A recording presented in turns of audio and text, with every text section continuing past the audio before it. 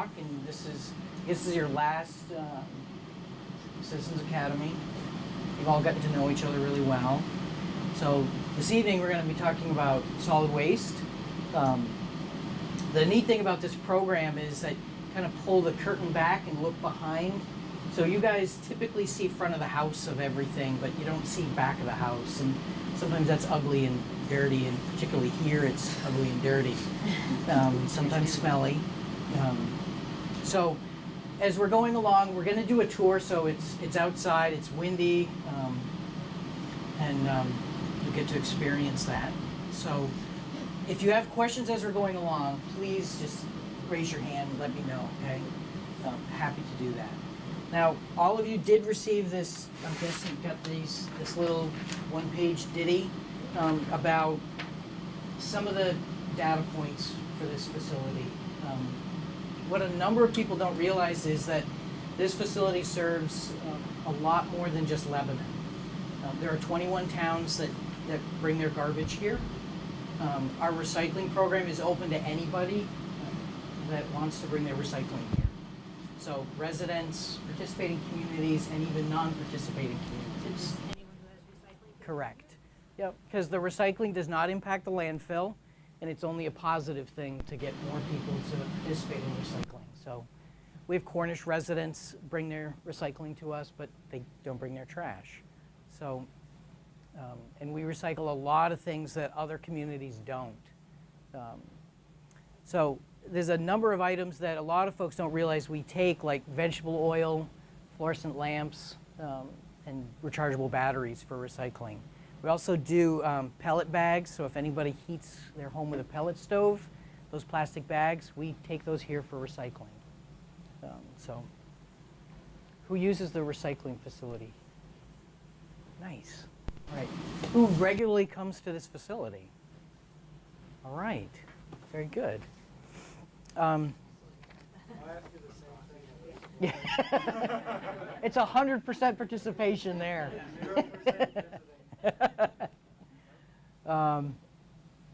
Did anybody have any questions about the facility before we are outside and it's hard to hear everything? The vegetable oil? Yep. What do you do with that? The vegetable oil that we collect, we process it with a company called Black Bear Biodiesel out of Middlebury, Vermont. They're the only DOT certified biodiesel distributor in Vermont. So they put it back into cars. So it's a really cool program. One thing that we do at our recycling center is we work really hard to keep our recycling local. We don't export any of our recyclables. I know where all of our material goes. I've met with the buyers. I know what they're manufacturing. So a lot of folks are really unsure about where their recyclables go. I know where our material is going, and I feel really good about where it's going and how it's being processed. So we're a little different than other facilities in that fashion. How has that been impacted by, say, China and other countries stopping importing? Do you have long-term contracts to take the recycling, or are you seeing, basically other communities that are now we're competing with? We've actually had the best couple of years ever. So when the market's been down, a lot of other communities are struggling to move material. We don't have long-term contracts. What we have is long-term relationships with our buyers. So we know them, they know us, they're very familiar with our process, so we have a relationship. So when the market goes up, we stick with our buyer. So instead of making an extra 5 cents, we stick with our buyer. When the market goes down, they stick with us because they're honoring that relationship. So when nobody else can move material, we're moving material because we've honored that relationship for years. So, and keeping everything local means that we know where it's going. They can stop by and see our material if they have a question or the specifications change. So it's a win-win for everybody, and we continue to move material where other communities, I have other communities contacting us saying, hey, how are you moving material? How are you getting paid for this right now? We're getting paid for paper where a lot of towns are paying to get rid of paper, and we're getting paid. So We continue to make money and because of just honoring a relationship. Do you think that, you mentioned other communities can bring recyclables here. Does that cost money for the city, or do you make enough on selling the materials to offset? It doesn't, it offsets, but you know, we're already baling cardboard. So if somebody brings 4 more sheets of cardboard in, it's not a large portion of what we're doing. So it doesn't double your budget. No, but it's a positive revenue stream for us, so, Mark, yep, sorry, on that note, do you want to just touch briefly on if the landfill is self-sustaining? sure. Some of the public works divisions are what's called enterprise funds. So you'll go to one later, the wastewater plant is an enterprise fund. This is an enterprise fund, and what that means is no tax dollars come in here. So this division is completely supported by recycling sales and tip fees. The other really cool thing that a lot of people don't realize is a portion of every ton that we take in, the money that we take in, goes right back to the city of Lebanon. So when people wonder what's the benefit to Lebanon, almost 30% of the tip fee actually goes back to the city of Lebanon to offset your property taxes. So it's a positive thing because it's off the tax rolls, but we're also generating money that goes back into the general fund. Some of the other benefits that we have here is we share a lot of equipment. So we're able to purchase equipment and utilize it here, but then it's used elsewhere in the city. So water breaks, winter maintenance, things of that nature, some landfill equipment is used in those operations. So it helps keep costs down elsewhere in the department. Next thing. They were saying at city council yesterday that there's 10 years left. Yes. So what will happen after that? Is there... We'll dig another hole. That's the really easy answer. I mean, what's said in that statement is we have 10 years of permitted capacity. So right now, all we can say is this is what the state has granted. So until we, Mayor McNamara mentioned phase 3 as a discussion point for this summer. The next phase of the landfill is phase 3, and we're in the permitting process now. We're designing and doing all the engineering work and study and all that jazz, but we don't have the permit in hand, so we can't say we have this capacity because we could be denied. So currently we have about 10 years based on current disposal rates. So if the rate goes down, it's longer. So, did you have a question? Is there a chance? There's not a very good chance that we would be denied a permit. No, it's not likely. I had actually a question on, so the buyers of the materials, what do they do? What's that? Oh, so the buyers of the recycled materials, what do they do with it? Okay, so like our plastics, we recycle it in Pennsylvania with a company called Trigon. Trigon sorts the plastics out. Their major manufacturing is actually outdoor furniture. So there are places in the Upper Valley where you can actually buy their outdoor furniture. So it's plastic that came from here, was reprocessed local and in the Northeast, and then it comes right back here to be resold as something else. Our paper goes back to paper. That's not very exciting. Aluminum, and steel go back as what they are, but all of our material is managed within the United States, and as much of it as possible in the Northeast. What happens to brush and leaves and scrap wood? So for what you're describing are 2 categories. One we call clean wood and one we call dirty wood. So the brush and leaves we grind up and compost on site. The wood or dirty wood portion, which is demolition waste, we grind that up as well and use it as a cover material in the landfill. Do you take food composting? We do manage food waste here, but it's only for commercial customers at this time. We're trying to, it seems crazy to say we're trying to figure out how do we do that with residents, but right now we have 3 customers, and it's easy to manage 3 customers. As soon as we open it up to 1,000 customers, how do you manage contamination from 1,000 customers? So we're just trying to figure out how do we make this work for Lebanon and all of our customers. Okay. Manage contamination on recyclables in general. So that's actually that's been one of the issues with the communities that export Sure. things. So we do have a sorted system. We don't do zero sort like a lot of folks do at the curb. So when you come here, you sort into bins. And then our staff do what's called a secondary sort. So when they're baling, they'll do some visual inspections as it's going into the baler and remove some of those contaminants. So, and that market specification changes. So sometimes the contamination rate is a bit higher. Right now it's really low. And with so much material out there, you want as clean a product as you can send into the market. So we spend more staff time on contamination than we ever have. For instance, when we bale aluminum, it takes 4 people to bale aluminum because we've got 3 people sorting and 1 person is loading the baler. So the cleaner you can bring it in, the better it is for us. Yes. I've always wondered if the brown paper, so like a brown paper bag, Yep. that goes in with the corrugated Correct. cardboard. Okay, and like that folder is mixed paper? Is the wild card, isn't it?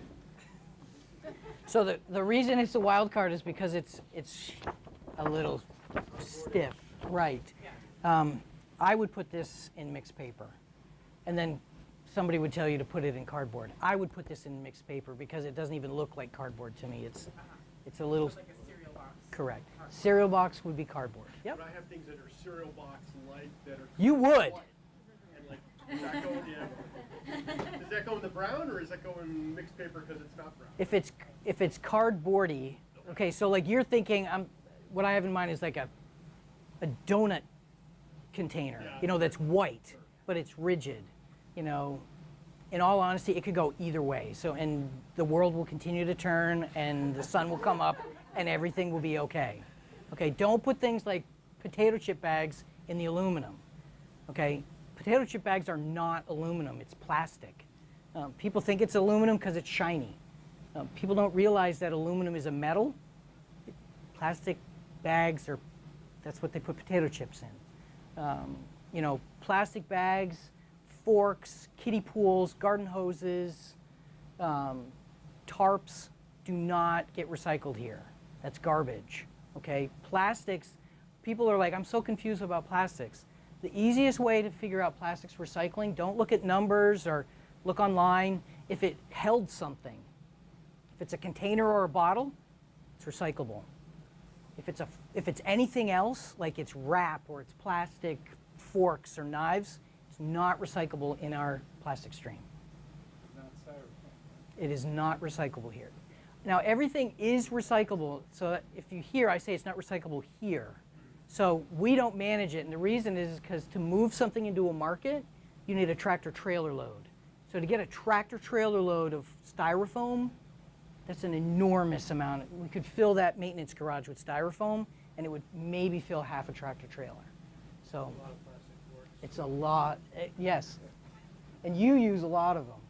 I'll send you the picture of my metal straw. He did. How clean do plastic containers need to be? Like, let's take the example of the plastic jar of peanut butter. How clean is that? So a lot of cleanliness is really about how much do you care about your recycler, okay? Because most recyclables are put into some caustic bath or they're heated up. So whatever contaminants are in them are really just gonna get burned off. But that nasty peanut butter, when it sits in something for a month and it's 98 degrees outside, that thing stinks, okay? So we ask people to, just a quick rinse. You don't have to scrub it out, but just, if you care about your recycler, okay, please, you know, just a short little rinse will be fine. So it doesn't, so if there's a little bit left It does, doesn't no, impact. no, it's not like, oh, there's a little spaghetti sauce on the edge of this glass jar. Again, the world will continue to turn and everything will be okay. Like sometimes there's rings from the caps that It's may or okay. may not be the same Yep, stuff. but it's totally okay. Motor oil bottles. What's that? Motor oil bottles? Is garbage.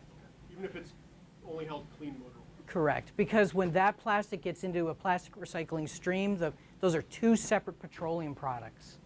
And the motor oil is a contaminant that you can't get out of the motor oil bottle. So what do? Instead of buying 5 quarts I had one jug that's less plastic. So, yep. A few more innings. No. No, these are great because you won't call me. No, I'm teasing. Milk cartons have that like waxy coating, so no. That is not recyclable. And it's not wax, it's plastic. So any paper product that can hold water or any liquid is not recyclable. Okay? So those are called They say that, you know, in Tetra packages, they say that you can recycle. right in some foreign land, I don't know where, because I have looked into this and I've asked people, you know, your list says this is recyclable. Where is this recyclable? And they can't tell me. Okay, they're composite products, so it's like a layer of paper, plastic, foil, more plastic, paper. How do you separate? There's 3 different materials mashed into one thing. It's not recyclable. Yeah, so I have curbside pickup. Where does my recycling go then? It's no sort. Okay, so zero sort in the Upper Valley, if you use that, you know, there's no shame in that, you know. So some people get really crazy about, I want to be purist and I'm going to sort it, which is fine. That's what we do here. But zero sort, if it's managed here, gets shipped to one of 2 places. First, it goes to White River from your truck and then is bulked up into a larger truck. From White River, it goes to one of 2 places, either Charlestown, Massachusetts, or Rutland, Vermont.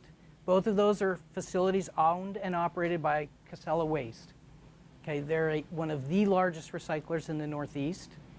So from those 2 locations, more than half of what they're managing is all going overseas. Again, it's not a critique, it's just that's where those markets are for kind of dirty recycling. I mean, you can't put a glass bottle and a newspaper in the same truck and then crush it and think you're not going to shove glass into that paper. Okay, and you need a special market to move that material into. Okay, so that's the reality of it, and that was one reason why the whole China issue became a problem, was because China was taking all of that zero sort recycling from all over this country. And then when China said no more, all of the domestic markets said, we're not interested in taking any of your material. We only want clean paper and clean products. So that's where the recycling market craziness really happened, was there was all this dirty recycling coming back into the market, and domestic mills were not interested in managing it. My last question. Sure. At least mine. The caps on plastic bottles or containers. Yep. Trash. I've read different things from different sorters. Some say don't put them in. Definitely don't put them in separately in recycling. I've heard others say screw them back on. And Okay, for us, I would ask, throw the caps away. Okay. And there's reasons for that, and there's reasons why you get multiple answers from different locations. Operationally, take a gallon of milk and put the cap on and then jump on it. What happens? Nothing, right? You know, we put that in a baler and try to crush that. It can break a bale apart. So we end up having to rebale something because somebody put all their caps back on, okay? The other reason I say don't is because when we ship our plastic to our processor, it goes over a 2-inch screen and it shakes out all of the anything smaller than 2 inches. Most bottle caps are smaller than 2 inches. And then that just goes out as a bypass waste. So we're going to truck our waste all the way to Pennsylvania when you can just dispose of it here and save those miles. So other small pieces of plastic would be like little ketchup container cups that come back in a restaurant to take home. So I get all of these questions at home. So just so you know, like my wife will come up to me with like an eye drop bottle. Is this recyclable? No, because it's smaller than 2 inches. So it's got to be 2 inches in 2 directions, okay? So like a pencil is 2 inches in one direction, but it's not in the second. That would not be recyclable because it's not 2 inches in 2 directions. Okay, does that make sense? Okay. Like a pill bottle? Not recyclable. Depends on the size of the pill bottle. Some pill bottles are good size, so it has to be 2 inches in 2 directions. Okay. I have 2 more if I can. Okay. And I'm done. Okay. I'm going to hold you to that, Greg. Cardboard boxes that have been like taped up and everything. Sometimes I'm pulling all the tape off and ripping it off to try to It's get okay to clean leave the hardwood. tape on. Okay. Again, paper goes into a caustic bath, separates out staples, paper clips, tape, anything that's not paper, rises to the top of that nasty bath. The short paper or long paper fibers go to the bottom, and that's what makes paper. So the nasties are up top, and they're skimmed off. I'm guessing this answers my next question. Perfect. Plastic window endpoints. Same thing. Don't worry about cutting out plastic? No. Okay. Save your time and just toss it right in. Okay, so I'm going to end with we have a campaign going on called Refill Not Landfill, and last night Mayor McNamara read that, and I think I remember seeing you there last night.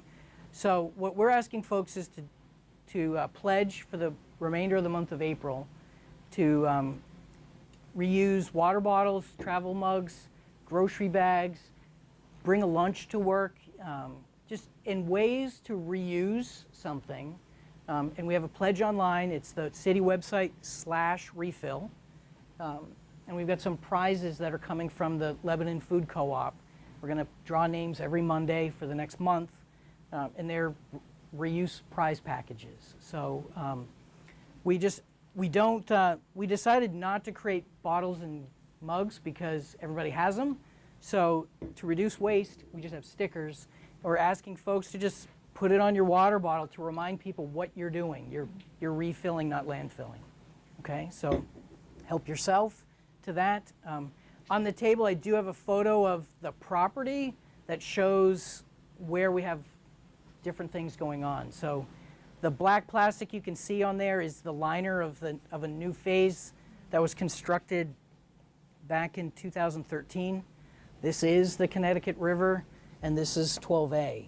So it's Where's the third phase that you're looking at? the third phase is in this upper corner right here.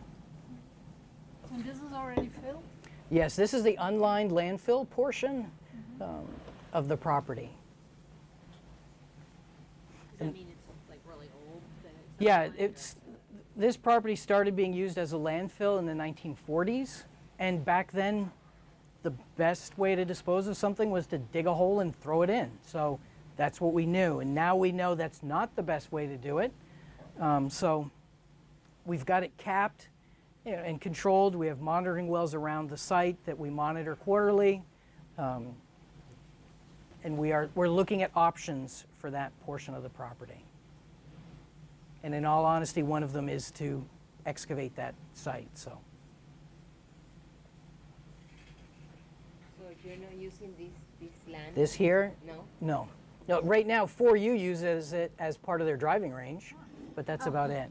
Yeah. And what are you going to do with this land? With this, Uh-huh. at some point, I think what we're going to end up doing is digging it up and lining this and putting trash back in this. Because research has shown that between 40 and 60% of these old landfills is dirt, so we can gain a lot of disposal capacity if we screen out dirt. And how about this? What is this? That is where current trash is going. So right now, trash is going in over here. When we walk outside, you won't see this, but you may see some trash down here. So when we go outside, the other thing you'll see is a lot of litter. Okay, we did not look like this last week, but in the last 2 days with this wind, so our operation is completely outdoors. So we are at the whim of, we had 2 feet of frost in the landfill this winter. So when that thaws, we've got garbage and 2 feet of frost, and that changes the dynamic of things. So we work with good old Mother Nature every day here, and it does change the way we do things sometimes. So how much gets degraded in 50, 100 years? 0. All stays. We did a construction project in this corner, and it was an area where the trash had been sitting for 30 years. And I found a book, and I opened it, and you could read every bit of that book. So that's a paper product in a landfill for 30 years, and you could read it. So, and the reason is because decomposition requires moisture, oxygen, and bacteria and other biological actions. We've removed oxygen and moisture because we cover it. So it just sits in there. quote unquote recyclable or compostable, the compostable plastic bags were also required a UV to break Correct. down. And that- Yeah. Well, there was a Or time where they absolutely were smaller. grocery bags that they were saying are photodegradable, but there's not a whole lot of sunlight because photodegradable, it requires sunlight. There's not a lot of sun inside the landfill because it's all buried. And then if they're on the top, on a windy day, Right. it all gets blown into the river and then Yeah. down out into the ocean, and we end up with So, all plastic in the ocean. right, we're going to go outside. Feel free to continue asking questions, but we're going to move along because I'm sure Dan is down there tapping his fingers. Okay, so in front of us is the landfill, and I had staff park our equipment up here so you guys could see. We kind of joked earlier and talked about how this is not touch a truck because this is in some really nasty stuff. So, so you can't climb on it and get in the cab. But to me, it's part of why a lot of folks ask, why is it so expensive to run this operation? Our excavator is about a $300,000 machine. The bulldozer is about $3 to $500,000. The trash compactor is about $1 million. And it's really expensive just to purchase it. And then we consume about 1,500 gallons of diesel fuel a week running equipment. We have automatic shutoffs on the equipment, so anti-idling, but they're huge engines that consume a lot of diesel fuel. I don't suppose you can use that biodiesel that you're... We've actually tried biodiesel here and it didn't work well. We tried for over a year and we had problems with seasonal fluctuations and we couldn't get a consistent biodiesel here. So when you switch to a biodiesel, it messes up all of your fuel filters, so then it increases maintenance. So when your fuel delivery company can't deliver a consistent product, you're constantly dealing with gelling. So we ended up abandoning it. But we did try it for over a year, and we tried B20 here, and it worked great when it worked. It was just when they couldn't deliver the product, they kept switching back and forth, so it was problematic. The cell you see in front of us is, on that photograph, it was what was black plastic, okay? And then, the upper levels are just older portions of the landfill that we will be filling. Now, the geometry of this landfill, it's kind of an invisible dome, and the height of it is based on a sight line that comes out of Home Depot. The unlined landfill is supposed to act as a visual screen, so if you're walking out of Home Depot, you won't ever see the landfill. So we actually get taller the further south we come, okay? So I've always joked and said, I hope it's somebody of my height and not somebody like Greg who established that sight line, because that would give us more height on the south end of the property. It makes all the difference. That could be 6 months of disposal capacity, that 6-inch difference. How much higher, can you talk about the height? Sure. Of the landfill, what it's gonna get At the to? highest point that you see there, we can go another 60 feet up. So, when you talk about 10 years, you're like, wow, that doesn't seem like a long time, but that's a lot of trash and a lot of volume that it will consume for space. And again, as we go further down here, it actually gets high. It gets a little higher, and obviously it's got to pitch back, but it will go another 60 feet up. When you talk about a cell, how big is that? It's tipped for us. We actually construct a cell for 8 years. And the reason is because our municipal bonds are 8 years. So financially, we try to structure it so that when the bond's paid off, the landfill's paid off. Okay, so that's how we structure it. So it's typically between 6 and 9 acres. Yep, is what our cells typically are. And it's about $500,000 an acre to construct and $500,000 an acre to close. So one cell that's 8 acres is $8 million open and close. That doesn't include. Like 100 feet by 100 feet. No. No, it's fairly large. Yep. So when you play miniature golf, are you actually on the opposite field? No. Okay, that's on the No. other side. Correct. Yep. I was wondering. But those hills, like when you're playing miniature golf, and that hill behind you, Yeah. that is an old landfill. It's an old C&D landfill from way long ago. Okay. Yep. All right, we'll just take a walk up here. You can see more of where the trash is going every day. So out in front of us off to kind of your left, you see a big machine down there with a chute that comes out. One of the things we do to maximize space is we shred trash, except on windy days. So, and the benefit for that is we can actually get 30% more trash in a space if we pre-shred it. So we scoop up garbage that's been dropped off, run it through the shredder, and then pack it in with the large trash compactor. These fences that you see kind of everywhere, they're called portable litter fences. So when the wind is blowing in different directions, we move them to keep litter kind of in control. So we've moved them up here because this is where the litter was going. Sometimes it goes over there and goes everywhere. One of the things that we're required to do at the end of every day is put 6 inches of cover material down to kind of keep the trash in. So we use a variety of products here. We can use dirt, but dirt is free. So we use a waste product. So somebody pays us to take it, and then we take that and cover the trash. So instead of just covering over trash with clean soil, we cover over the trash with another waste product that's acceptable, and then we get paid for that waste product. So it's just another way to maximize revenue potential per cubic yard here at the landfill. Behind us is our flare, and what we're flaring is landfill gas. So it's the byproduct of everything that's decomposing. About 52% of the gas is methane. A small portion is oxygen, carbon dioxide, and then other nasty things. So we burn it, and the reason we burn it is it's an odor control method. So if you remember a number of years ago, it smelled really bad here. So what we've done is we've installed about 2 miles worth of pipe in the garbage, okay? And it's that noise you're hearing, that kind of whirring, is a blower pump that's sucking the gas out of the landfill and drawing it to this flame. And then it burns there. We're currently in the process of determining the best option to utilize this gas. So we're looking at a number of different options, and hopefully soon we will have an answer as to what is the best option. As the mayor mentioned last night, we're going to be looking at that issue this summer as far as what we're going to be doing. So we have spent a lot of time and resources researching what are the options. So now we just need to figure out what's going to make the most sense for this location and cost. Questions?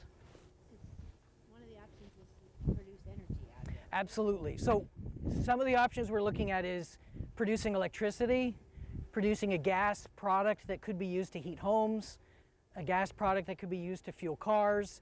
So it's a gas utilization study is what we're doing right now, and just figuring out what are those options that are out there, and then from there we'll see what the market will bear. Everybody cold? Yeah. It's refreshing. Yeah, it's about 1,100 degrees up there. Yes. Well, Has everybody seen the flare when it's dark? It's quite the flare. It's Yeah, it is. probably, what, 20 feet tall? yeah, it's, Really? yep, Yeah. yep. Some of the things that are in that sheet, there are 7 employees that work here. We do have a full-time wildlife specialist here. Because of our proximity to the airport, we're actually in the flight path, and federal regulations require us to have a bird management program here to reduce airstrikes with planes. So we have a USDA contractor here all day long managing birds. So, and we work with him as far as minimizing exposure of waste and things like that to reduce food sources for birds. Yeah, not many. They're mostly at Burger King and down 12A. So, do you guys have any other questions? Did you explain what these big Litter- metal yep. rakes are? Yep, litter fences. Yep. Yep.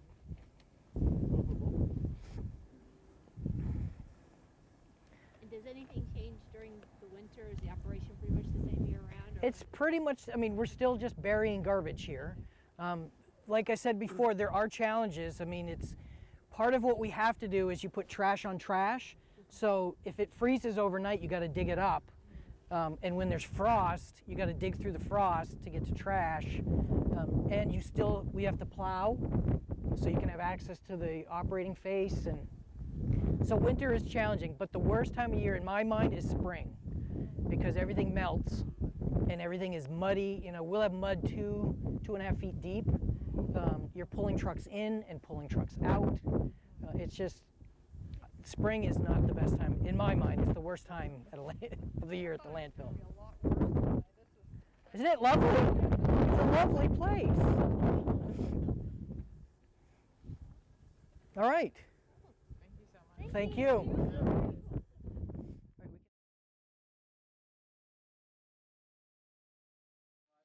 Okay, so again, Dan Knox, wastewater superintendent.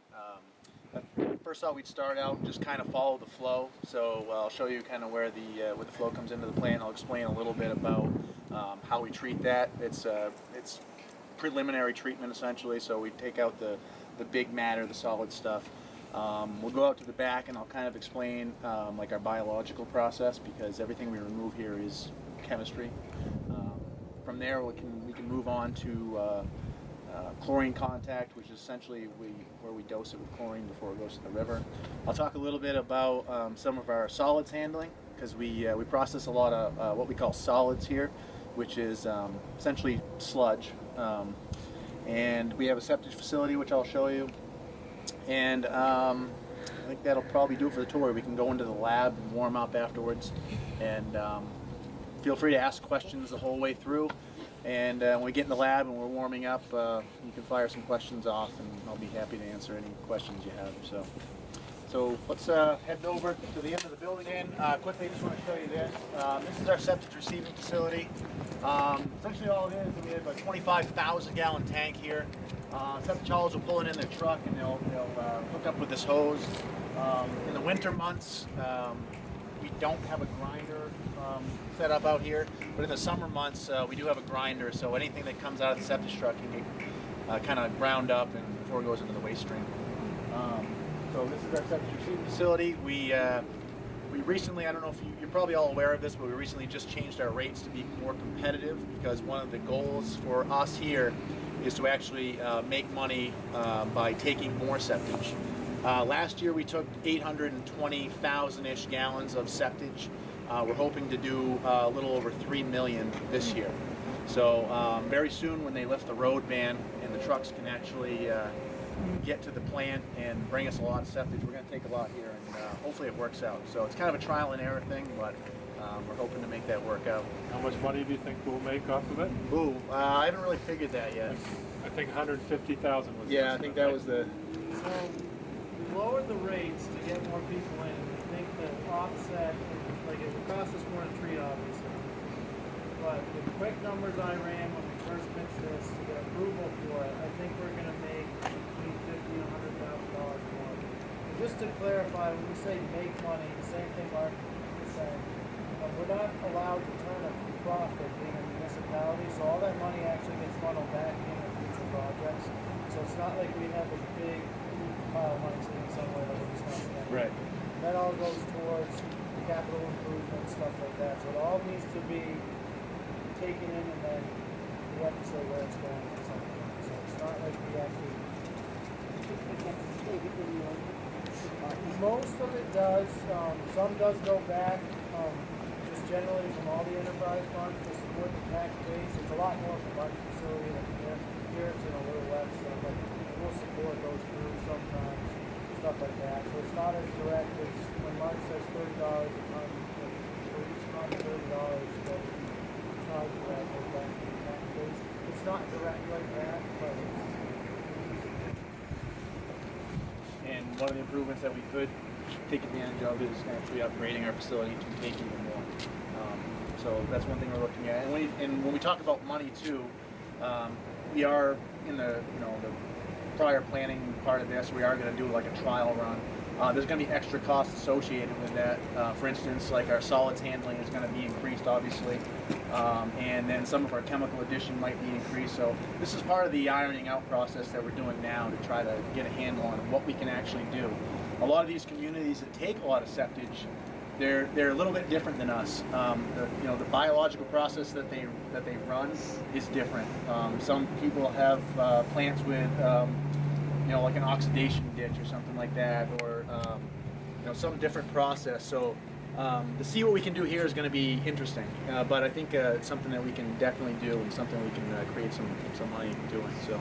Is there that much excess capacity here to be able to put in that much excess? Yeah, so we would have to balance our treatment process a little differently, but we could do that. And based on calculations of the tank and what we could actually put into our process, the size of the facility we have now would be adequate. Later on, if we find that we are actually, succeeding in what we're trying to do, that would be one of the things we could invest the money in, is to upgrade this, or, create different areas where we can take those. Because one of the constraints with a lot of communities is when they take that much, they have trucks that are in here waiting. And they don't like to wait because time is money. So, we'd be looking at maybe having separate facilities where, trucks can get in and out pretty quickly. So we think with this whole pilot project I'm calling, that our pinch point's really going to be solids handling. When Dan gets into that, he can talk more about it, but we might end up with so much more sludge that we can't keep up with it, so that obviously is going to be a problem. I don't think we'll get there. One of our CIP projects is to double our dewatering capacity. That's not until next year. So even if that does end up being a limiting factor for us, it's going to be short term. All right, so you guys probably want to get moving. So, flow off to the plant. We would only do that in a dire emergency to save our process, because once you lose your treatment process, it takes a long time to get it back, to reestablish it. So, we have a gate set for just over 4 million gallons, so we can take that into the plant. The plant is designed for less, but we found that over the years, the way we run the plant, we can take a little bit more. So we have a 3.18 million gallon design here. We can take safely about 4 to 4.2 million gallons before we would need an operator here to start making changes and that sort of thing. So is that like a per day Per day, yes. Okay. Yep. So the per day. 3.18 is what the EPA and DES considers this plant to be able to do every day, 365 days a year. So we have a peak capacity with an operator, like Dan said, that's somewhere just under 6 MGD, but our day-to-day, at least what the EPA rated us at way back in the day, was 3.18. So flow goes through this gate, and it goes into what we call the headworks. The headworks consists of an automatic screen, and what that does is it pulls the toilet paper and that sort of thing, all the heavy items that come into the plant, hygiene products that are in the waste stream, all that sort of stuff, it pulls it out. That stuff gets screwed up into an auger, and it goes into this room, and we have baskets in there where we just manually put it into the sludge dewatering holding box, and it goes to the landfill. Once the flow passes... Anyone want to? Yeah. I'll take you in there, but it's, It's as bad as you're picturing, so we'll just leave it. Right. This is the worst room in the house. It's the only place I've ever dry heaved. So, and I've been here a long time. So, once the flow goes through that and pulls out all that matter, or all that debris, or whatever you want to call it, it goes into what's called an aerated grit chamber, and essentially that's designed to settle out like sand and grit, but all the organics, it's aerated, so it floats all the organic matter and lets that pass through into the process. So essentially it's a big tank, has air that comes into it, and it has a big scraper that essentially scrapes all the grit and stuff into a pump. We pump that up to what's called a grit classifier, so it separates the sand from the water, and the sand goes into the same sludge box and goes off to the landfill. Once the flow goes through there, it goes into a wet well area. We have 2 wet wells. We have 3 main sewage pumps that pump from those wet wells into what's called the primary clarifiers, which are over here. Those pumps will do just over 3 million gallons a day at full speed. We alternate them every 2 hours just to give people run time. They also tend to get gasified and air. We call it airbound if we don't alternate them that much. So we move on this way.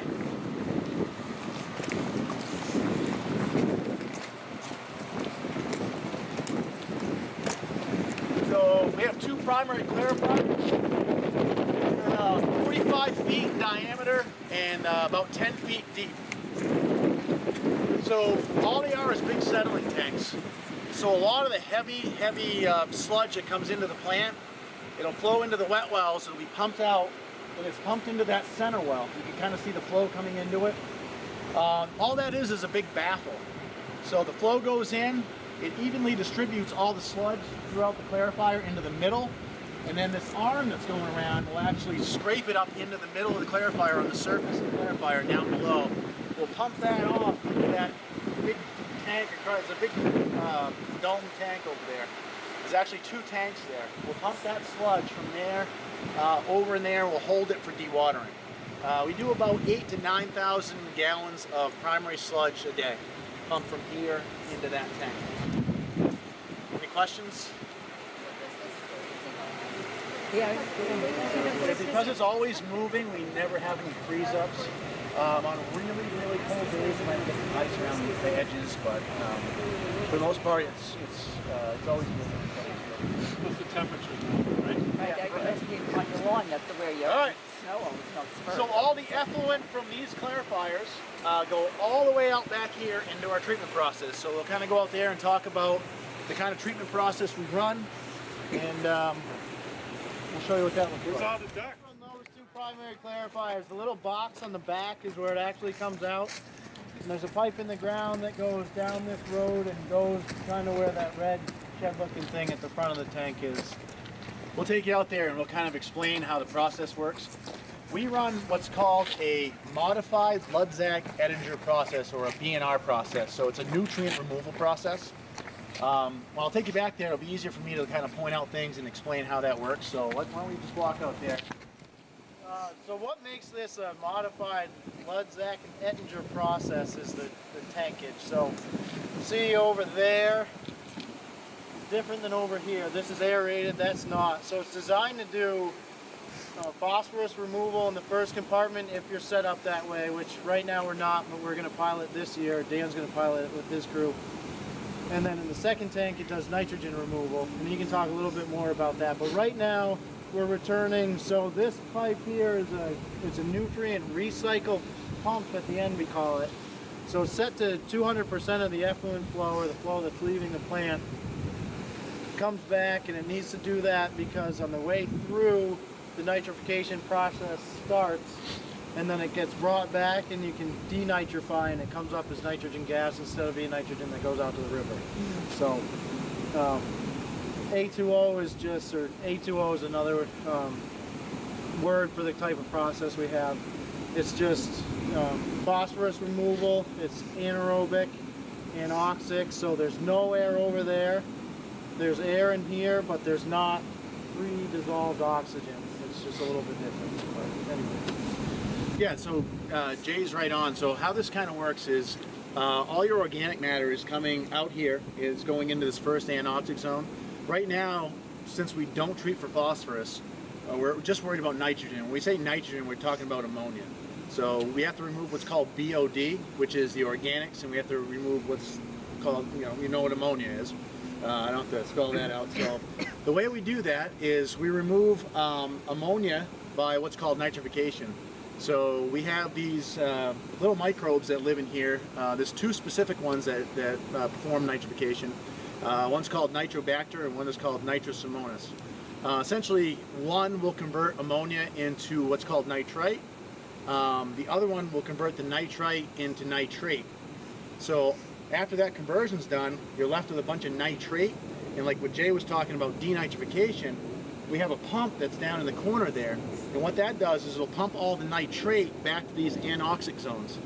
And since there's no air here, and the bugs need air to breathe, they have plenty of BOD, so what they do is they say, oh man, I don't know what I'm going to do, I need some air. So they'll actually strip the oxygen molecules off the nitrate, which is NO3, and they'll just make it N. And N obviously is nitrogen gas, so it just kind of goes up into the atmosphere, and that's how it works, if everyone gets that. So, and then BOD removal, the organics, how that works is in the aerated portion. That's why we have air here. So essentially those microbes, those we call them bugs in the wastewater field, they'll eat all that. So if we provide plenty of oxygen and we have a good pH, we have a good alkalinity, and we make an environment where they'll break that down, you know, they're really happy, and they'll convert all that BOD, they'll consume all that BOD, and they'll actually reproduce. So with that, I'll talk about what's called wasting. So we have to carry a specific amount of like microbes in here to treat waste, because you know the loading on the plant for as far as like organics is very consistent. You know, it fluctuates a little bit, but for the most part, it's pretty consistent. But these bugs or these microbes are just like you and I. You know, they like oxygen, they like food. But in the wintertime, when it's cold, they get real sluggish and they don't want to really do their job. So in the wintertime, we carry a lot to do the job. And then in the summertime, when they're more active, we don't have to carry as many. So we do what's called wasting. And all that is it's like a big circle. So the flow comes from the clarifier to here into the next clarifier and just kind of comes around in a big circle, because we have pumps that pull out of those next clarifiers and they pump back to here. Because all those bugs or those microbes, we don't want to just use them once and let them go. We want to use them multiple times to treat waste. So what we do is we recycle that sludge that's full of those bugs back into here to keep working. So it's a big circle. And sometimes we have to break that circle, and that's what's called wasting. So what we do is we have a couple pumps that are down in the basement of this building. And based on what's called a SRT or an MCRT, which is just a multiplication factor, really, we can control the inventory of how many microbes we actually have in this tank, and we measure them on a daily basis to see, and we measure that in pounds.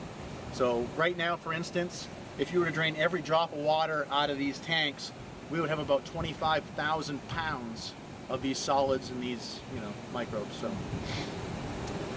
does that explain most of it? What's the same kind of microbe formula you put down into a garbage disposal or something like that? Yeah, so there's many types. I mean, a lot of these originate in like soil and that sort of thing.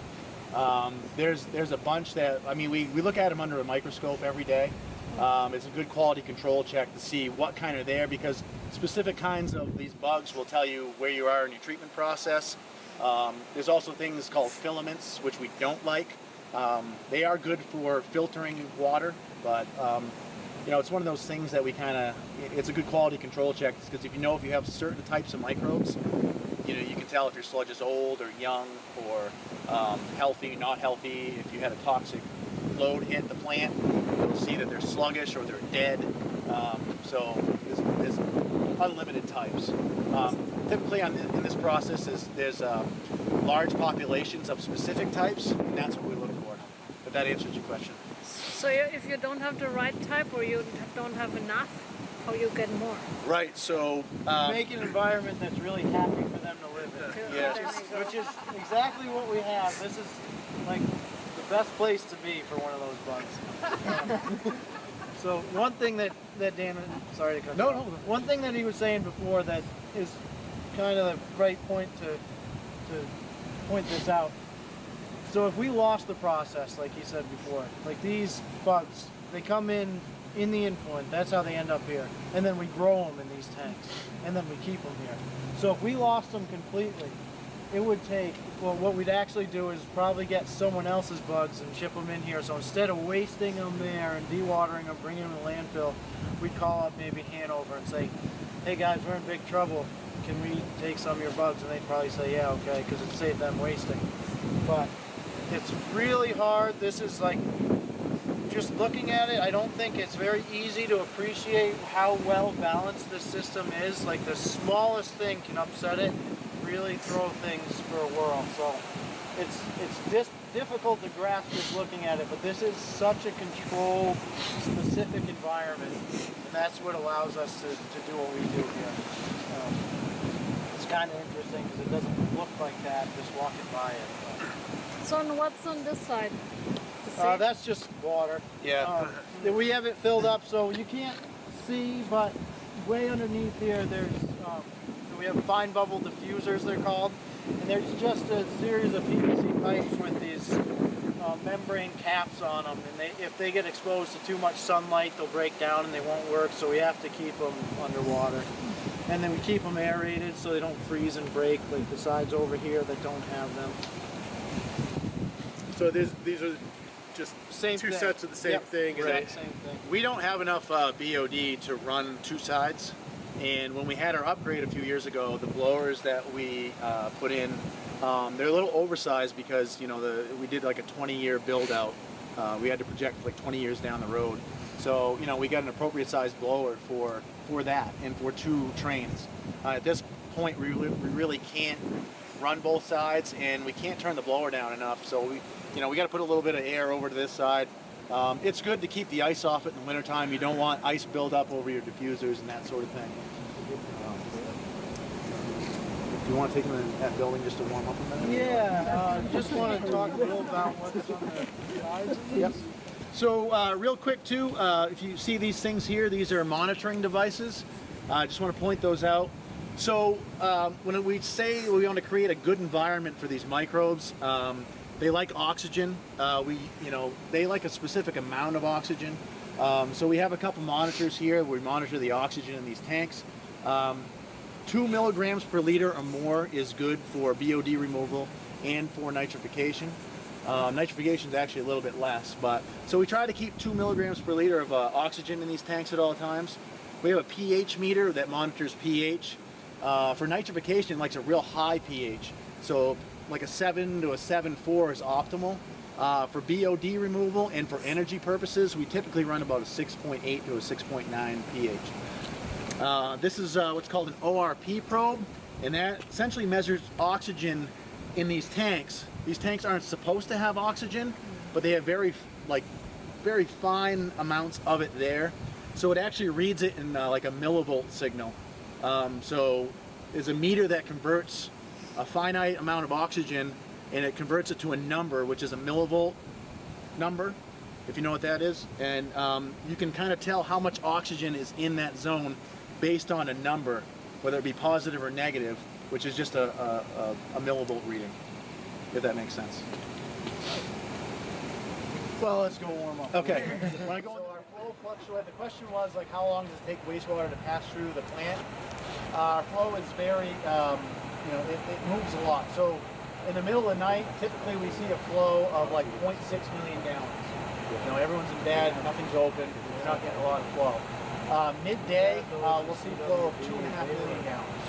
So, when everything's open, industry's running, people are at work, that sort of thing, we're getting a lot of flow during the day. So, it's very, it's a hard question to answer because it changes all the time, changes constantly.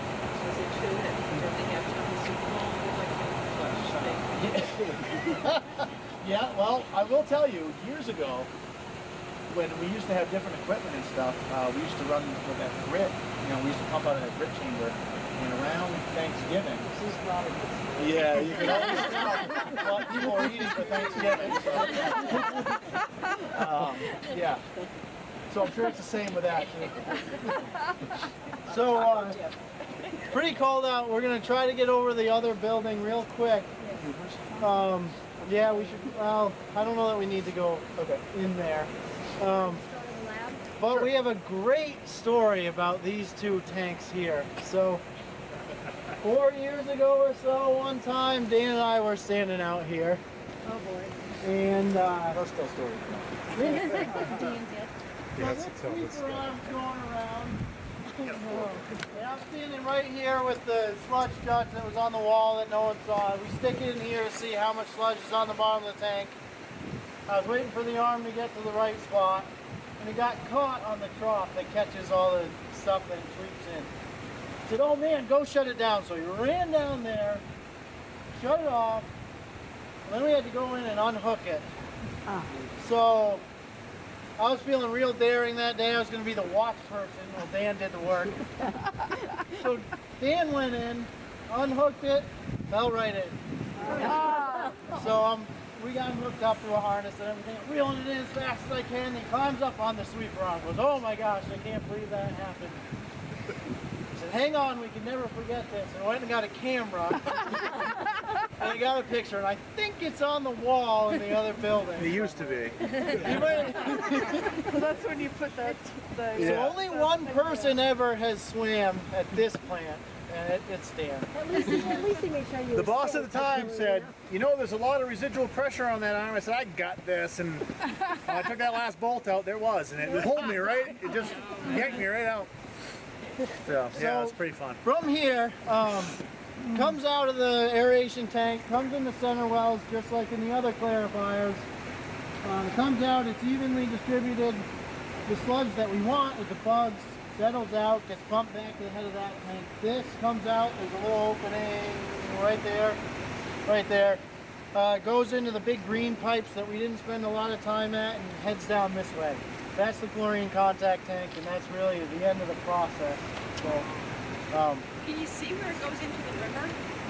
You can. Sort of. It's kind of treacherous, but we can show you when we're down here. So this is like the very last thing. This is the chlorine contact tank. It's a baffled tank, so that's why it serpentines around, and that's so that hopefully the last water in is the last water out, and it all gets equal contact time, so that the E. coli, that's the bacteria that comes in feces, that can make people really sick. Some of it makes it to this point. We want to inactivate that, so that's what the chlorine's for. And then it goes out to the river.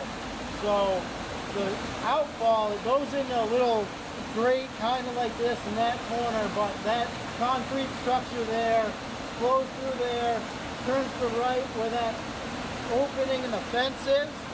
The outfall itself is like straight towards the river that way, and it goes maybe, I don't know, 30 feet from the bank or so. Pretty hard to see. If it's real clear water, you can see it. Right now, there's no way we'd be able to see it, and I'll fall down the bank, so probably a good time to head inside. That's warmer. Okay. So, real quickly, I want to talk about solids handling because we didn't go up to see the press run. So, all the primary sludge, like we talked about, and all the waste-activated sludge goes into that dome tank. The building right next to us here, the smaller building, that's what we call the blend tank. Years ago, we had what's called centrifuges, if you've ever heard of that term or know what those are. They were a dewatering device or dewatering equipment that was very temperamental as far as like how thick the sludge was that went into them. So we have the sludge storage in the blend tank because of that reason. The new presses that we got in the upgrade are very more user-friendly, and blending the sludge is not so much as a concern as it used to be. But the reason we do separate those, like I said, is because the primary sludge is a food source for the microbes that are in the other sludge. And when we combine them, they'll immediately start breaking down that primary sludge. The microbes, it's a food source for them.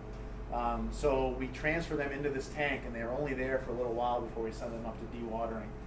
Essentially how that happens is we have a bunch of pumps in there. They pump the sludge in to this building, and at the top of the building we have our presses. There's a polymer injection, and polymer, essentially all that is like a liquid plastic which binds. It's got a positive like charge to it, and it'll bind the sludge together and make it kind of coagulate, and that helps and aid the dewatering process.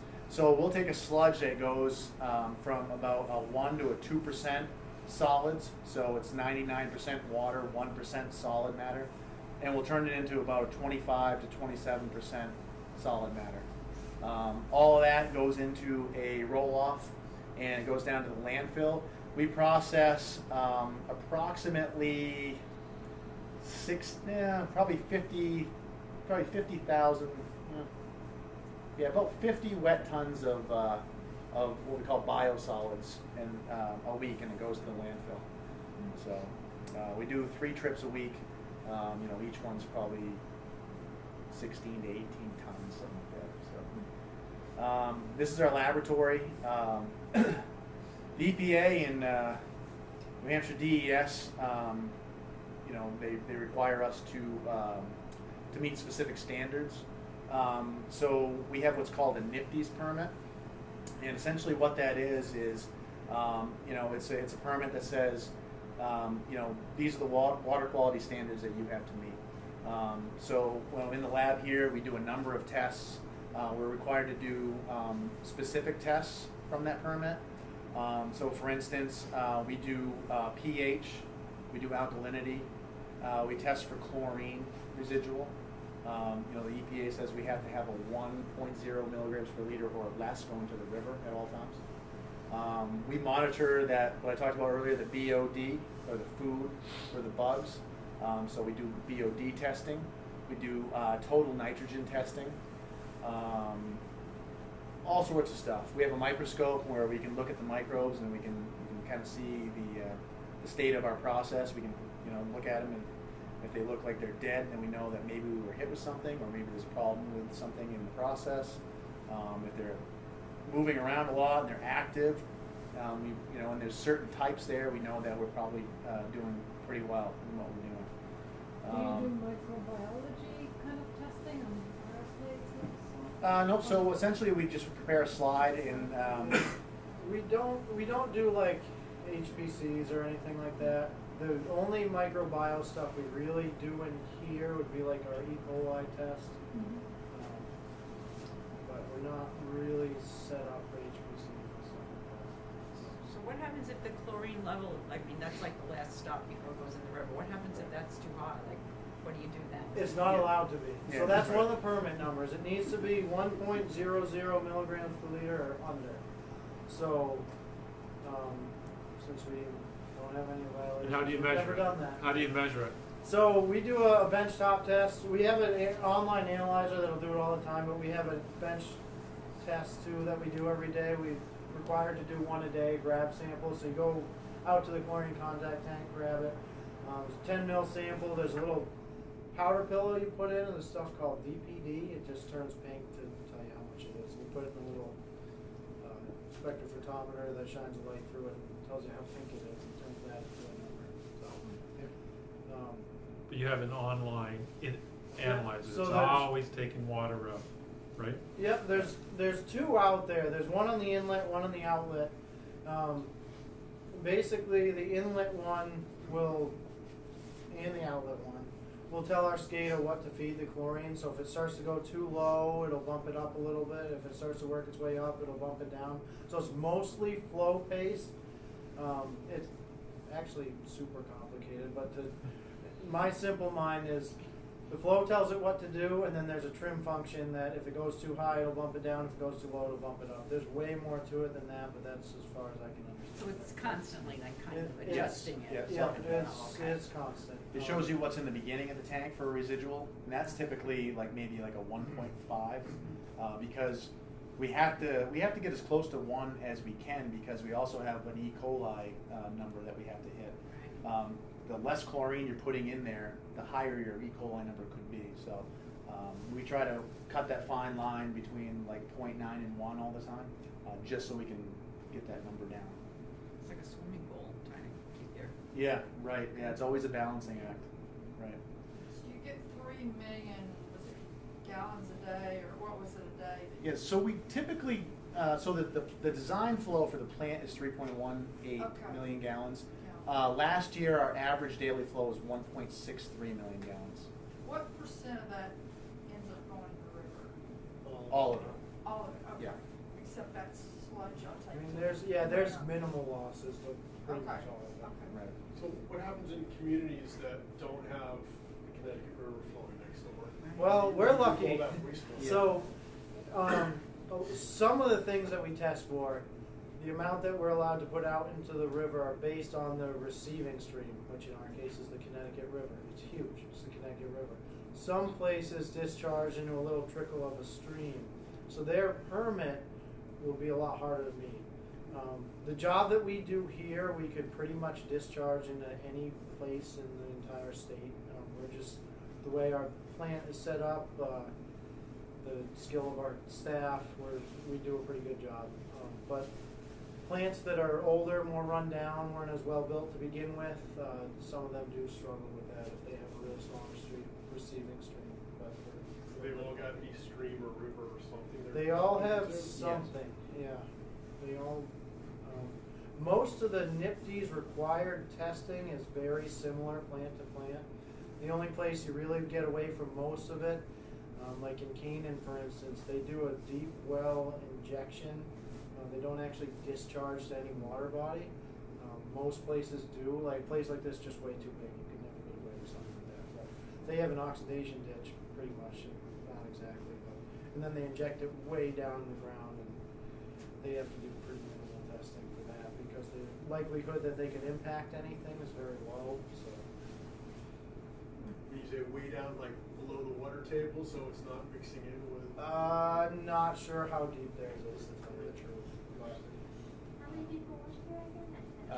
5. 5 for the whole plant? Yeah. Seriously? Yep. Well, we have a full. We'll be full staff at 6, so we have one position we're trying to hire for now. And do you work around the clock here, like the water? So water and wastewater are similar in that it's a 7 to 3:30 shift, and there's an on-call pager that goes home to somebody every night. We have buku alarms here that can go off to call you in. There's like any single thing that we've seen tonight could call you in for like 10 different reasons. Ironing out all the alarms in our upgrade, we got called in. I think there was a while that Dan and I were probably called in every night when we were both here, multiple times a night sometimes. When we first had our upgrade, we had a total call-in number. I think it was 247 call-ins for the year. I think we're under 70 now. And most of those are minor at this point. We have a laptop just like water you can bring home. The operators can log on, say, hey, I can ignore that all night, just silence it, or try to fix it, or they need to come in. It really depends, but our actual response call-ins are probably half of the actual calls. Yeah, so Jake kind of touched on it before too, one of the great things we got in our upgrade is what's called a SCADA system. So it's a supervisor control data acquisition system is what it stands for. So anything that goes on in this plant we can do on a computer. We have a bunch of stations throughout the plant where we can do that work. I can look at anything from where we started in the headworks. I can't really look at the lab stuff, but all the lab data has its own place where we put it, so I can look at that elsewhere. But so we also have that ability to do that from home. We have a laptop where we can access the SCADA system. So if I'm on call and I get called in the middle of the night, my first thing would be to get onto the laptop and see if I can fix the problem from home.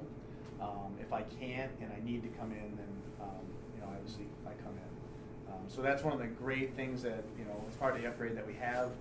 Years ago we didn't have that, so anytime that phone rang, 3 in the morning you're in here. So that's helped out a lot. And the SCADA system is it's a tool that that every plant's going to it. It does everything from let me run pumps to if I have run times on my pumps, it tracks those. It has a function where I can track all my flow, my chemical dosing. I mean, you name it, the sky's the limit. I can track anything. So it's an invaluable tool to a wastewater plant like this to have that. So just regular IT for the city handles security, so that way someone can't hack in and say run pumps more often than they should, overpower them, things like that. No, IT's sort of separate. They control the login function. They set us up to do that. But aside from that, our SCADA is completely separate from IT. It's not housed on the city server anywhere. So it's cloud, essentially the control systems are cloud-based, software as a service type platform. So you'd have to actually get into it, you can log in through LogMeIn, but then each operator has a login to the SCADA itself. So you'd have to end up getting 2 passwords. And if you didn't know exactly what you were doing, Dan would get called in anyway.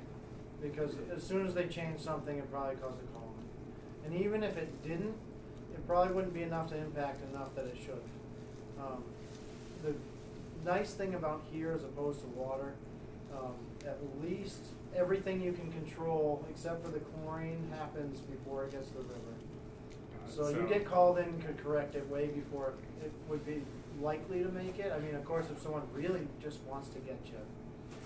We have redundancy with everything here. You probably noticed there's 3 pumps for everything. Typically we run either 1 or 2. And then also there's fail safes for everything. So, you know, for instance, if you had a piece of equipment that just didn't work, there's something that's gonna catch that and back it up, whether it be like a float system or there's something of that nature. So, you know, there's a lot that could go wrong here, but you know, we have it pretty much set up where it'd take a lot to So create a there huge are often problem like here. physical systems that will trip or stop the electronically Right, controlled tons of systems fail-safes. before something major He said, I fails. mean, I think we have 600 alarms here. You know, we don't utilize all of them because, quite honestly, some of them are nuisance alarms, and I don't want to pay someone 2 hours of overtime to, you know, to deal with that. So, but you know, there's a lot of things that could go wrong here, but we have them pretty much buttoned up. So, you know, the plant's pretty secure, you know, in most scenarios. It's a lot different here. The process literally can never stop. It's weird to think about that.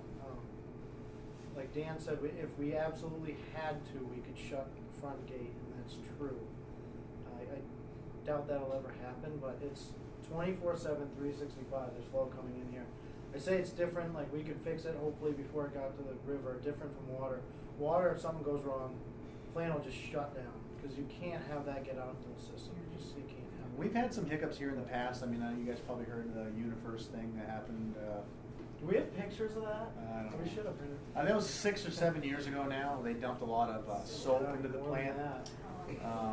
They had a carboy, big tote, we call it. Yeah, it was Super- rolling over the aeration portion because as soon as we put air to it, it just went crazy. And the suds tumbleweeds would roll across the yard and it'd hit the fence and fly in the air. I mean, it was a, you know, so things can happen here and they can, but you know, all in all, we kept the process going. We didn't really lose any sort of, you know, treatment. It looked really cool. Yeah, it looked cool. You know, so I mean, things can happen, stuff like that can happen, and you know, the system will bounce back pretty easily. So as long as we manage it correctly. So. Were y'all here during Irene? You mentioned. Yeah, you I are. was, I yeah. wasn't. So I was here during Irene. The water level got really high in here. So the fence where you guys came in, the gate there, that was completely submerged almost up to the generator. We had to get in and out of the plant, and we have a big front end loader up on the pad there. And I would stand in the bucket, and Tom would drive, and we'd drive out. And you know, we were checking on our pump station down on 12A, trying to see if we could get to that. That was almost a complete failure, but it actually, when you go into that pump station, all the pumps and everything are down into the ground, probably about 15 feet down. And there's a riser on the pipe that brings you down there that stands about this high. It's got a big door on it that we never closed. I mean, we just kept it open. And it's a locking cover, and it's made to, you know, protect the pumps. And when that happened, when Irene happened, the water level literally got that far from spilling into that pump station. It would have wiped out the pump station, but it just didn't get high enough. Those pumps ran for 24 hours straight, both pumps, for I think 3 weeks until the water level you know, kind of subsided. We never lost power there. We did lose our generator, which we had to put a bunch of money into, but we got pretty lucky. You know, I remember thinking that at one point, you know, I was on in the morning and I said, I think I might get out of here on time today. Like, it doesn't seem that bad, you know? And then all of a sudden it was just, I was here for 4 days straight and I was kind of wondering what the heck just happened, you know? But Is the water coming in down there, you know, across from where Kmart is, or? more oh up yeah, here? yeah. I mean, the water was all the way out here. It had flooded down there. I mean, we have some CSOs in the line down here. I mean, it was just, yeah. The pump station was pumping here consistently, like full tilt, both pumps. You know, you do what you could do. I mean, we could back then. What we used to do is divert flow into that spare aeration tank, so we could take a lot of flow. It didn't take long to fill that up. So, but you know, we were pretty resilient, and we were able to, you know, keep our process intact for the most part. If we could do it through that, we could do it through pretty much anything, I feel like. Do you get state inspectors company? We do. We just actually had our inspection, and we got a clean bill of health from them, so no deficiencies. They come into the lab and do a lot of, so we take them on a tour, just kind of like what we just did. You know, they want to look at things that are in our permit, for instance, like our flow meters and that sort of thing. They don't really care about other stuff. And then they spend a lot of time in the lab, so they'll go over our data. They'll look at, so I send them what's called a DMR every month, and you know, some other things. And they look through those and make sure the data we have here matches the data I send them, and you know, stuff like that. So they were just here a few weeks ago, and yeah, we passed with flying colors, no deficiencies. They had a couple suggestions about a couple tiny small things that we should do, but yeah, so we do that once a year. You guys mentioned, I think, that you're going to do a pilot on phosphorus. We've actually started. Yep. So yeah, tell us a little bit more about that. And are you actually reclaiming that phosphorus, or what's? No. So right now that we're in the stage where we're just collecting background data. So we're not even really treating at this point. What we're doing is just trying to figure out what's coming in on a daily basis. What's getting kind of pulled out in our primary clarifiers. What do we find in our effluent? So that's kind of where we're at. We're almost at the stage. I want to wait till it warms up a little bit more to just kind of see where we can treat biologically. You know, because this plant was designed to treat phosphorus biologically. If you talk to other plants anywhere and they treat for phosphorus, depending on what they get for a phosphorus limit from the EPA, you know, chemical addition is a big thing. A lot of plants do it just to meet their permit. So we're going to see where we can get from a biological standpoint, and we're also going to throw some chemicals in there and see where we can get there too. I've heard that with the Connecticut River, you know, it's a big body of water. We can, when we do finally get a limit, it probably won't be that bad, but you know, I'm interested to see how low can we go. So when they do put that in our permit in a few years, we're ready for it, you know. So to answer your question, I mean, that's kind of where we're at. We're just seeing what we have. Just start. Yeah. Is there any of the waste products here, are any of them reused? I mean, I know that sounds kind of gross, because I know, but that they are, and there are other plants that will reuse the sludge and things. There are plants. If you maintain a Class A biosolids license, which we used to have, you can land apply your sludge. A lot of backlash with that, as you might imagine. Heavy metals in the sludge, stuff like that, end up in plants that might be grown in the field that you're eating. So we landfill ours. Pretty much every community that I've been in contact with is pretty strongly opposed to that, or there's at least some core group of people that really don't like that for understandable reasons. But crops really do grow great. We used to have tomato plants out there that would grow every year. Yeah. Yeah. So we don't, like Jay was saying, we don't really reuse. I mean, you know, the sludge goes to the landfill. I know some, like you were saying, like class. We were just down at an energy conference today, and Claremont actually has a Class A sludge, which I thought was interesting because of the community that's pretty similar to us. Do they landfill? They compost on site, but the thing is they have, you know, they have metals limits, so, you know, they're very low. So that is why they have a Class A sludge. We have a Class B sludge because we have heavy metals. So that's the difference there. So where are those heavy metals coming from? From everything that you guys send us. Oh,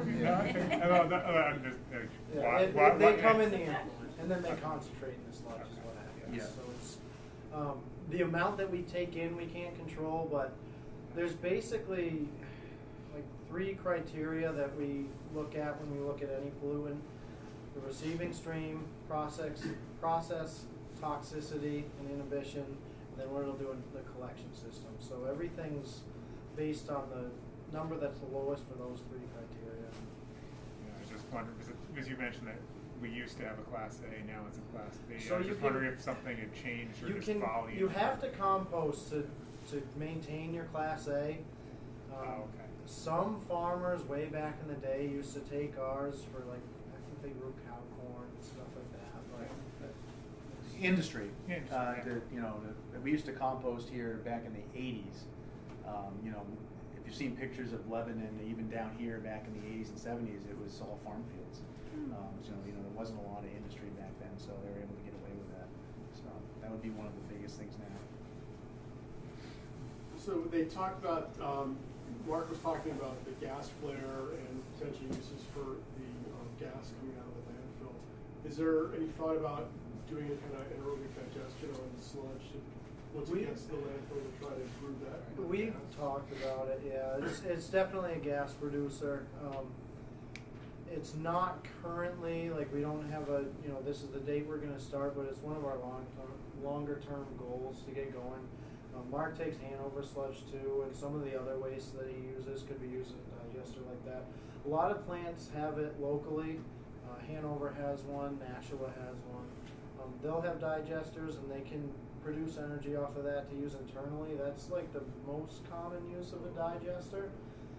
With the gas to energy project, it might make more sense for us to try to do one up there. Or truck it down there and Yeah. combine it. So with the septage, there's been a little bit of talk about if we want to take more septage and that was to happen, maybe we can bring septage there, stuff like that. So we'll see. They're pretty finicky. Doable, but you gotta